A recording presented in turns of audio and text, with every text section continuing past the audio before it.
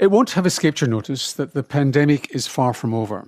New variants are already appearing and will continue to do so, especially since there are vast populations in low-income countries with low levels of immunisation and therefore high levels of circulating coronavirus. In last week's budget, $85 million Australian was allocated to COVAX, the international programme for delivering COVID-19 vaccines, particularly to low-income countries. But that may not be enough. This Friday, the German government is co-hosting a global meeting of international leaders with the aim of raising US dollars 5.2 billion, that's 7 billion Australian, for COVAX to fund a major push to ramp up vaccine coverage where it's needed. The organisation co-chairing the German meeting is Gavi, the Global Vaccine Alliance. Seth Berkley is Gavi's chief executive and is based in Geneva. Welcome back to the Health Report, Seth. Thank you, Norman. Nice to hear your voice. Explain how COVAX works, particularly this thing called the Advanced Market Commitment. So when originally we figured out that this was going to be a global pandemic, the worry was that developing countries would be left out like they had been in previous pandemics. And so we created a two-tiered system, one for high-income countries and middle-income countries that they could buy vaccines from COVAX to help with large volume purchases. And then the second part was for the lower income countries, the 92 lowest income countries, that we would provide donor finance to help them purchase doses. And this has been quite successful. We've since delivered 1.4 billion doses to 145 countries, of which 90% of those have gone to low and lower middle income countries. So in some ways it's a buyer's collective, but it's also shifting resources, vaccine resources to low-income countries. What are the current statistics on vaccine coverage in low-income countries? So, the good news is if you look at global numbers, about 58% of the world's population has received at least 2 doses. For the AMC 92 countries, that number is 42%, so not quite equity, but on its way up. The challenge really is in low-income countries where we see numbers of around 11 or 12% full vaccination, 15% at least 1 dose. And so that's where we've really been focusing recently. In January, there were 34 countries with less than 10% coverage. That's down to 19 now.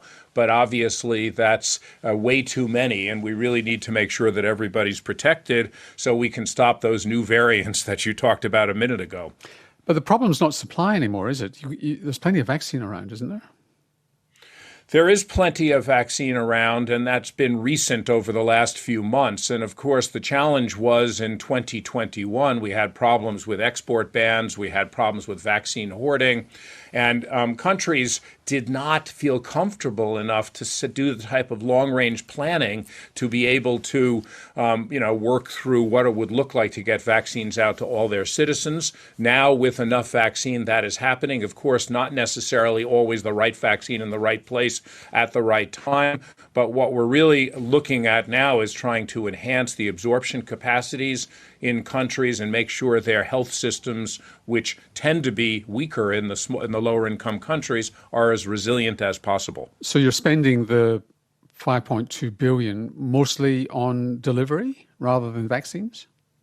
So about 1.1 billion of it is for delivery and for ancillary type tools. So, for example, syringes and insurance for vaccines, insurance for the patients, safety boxes, etc. 2.7 billion of it is actually for a pandemic pool. The purpose of that is to be prepared for if new variants require different vaccines, that we should be able to get right in the queue at the beginning to purchase those vaccines. And in our agreements with the manufacturers, and we have the largest portfolio of vaccines in the world, we have the ability to pivot to new vaccines should they be required, or frankly, if countries are delayed in getting their coverage up, we will ultimately need to purchase vaccines, given that some of the ones that are around today will have expired.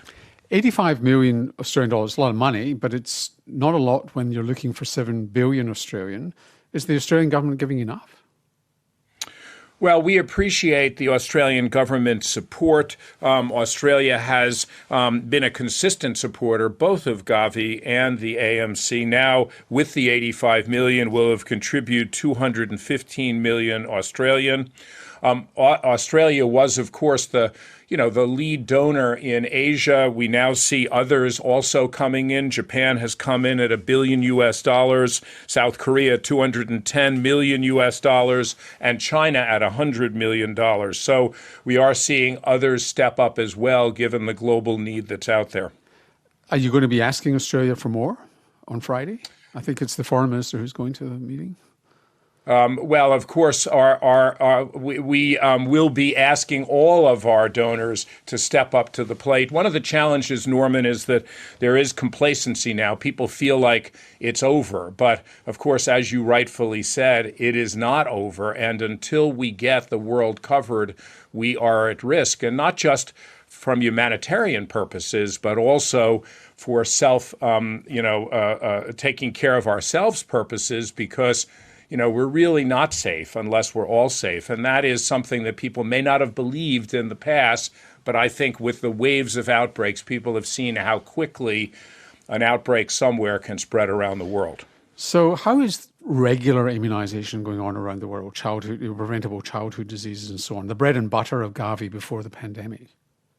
So we saw in 2020, March, April, a 30 to 40% very scary reduction when the lockdowns occurred across the world.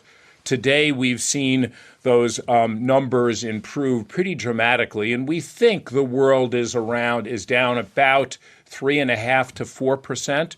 Of course, the data is not as secure as it was prior to the pandemic because people haven't been doing as many surveys. And that may not sound down like it's down too much. That's because we have very strong, resilient immunization systems. But of course, we've worked very hard to get coverage up to where it is. And that will mean that millions of children will not be receiving doses. So our first priority is to restore those doses and then continue on the climb to try to make sure we leave no one behind, given the importance of immunization for public health. Well, good luck on Friday. Thanks for joining us. Thanks for having me. Seth Berkley is Gavi's Chief Executive based in Geneva. This has been The Health Report. I'm Norman Swan. See you next week.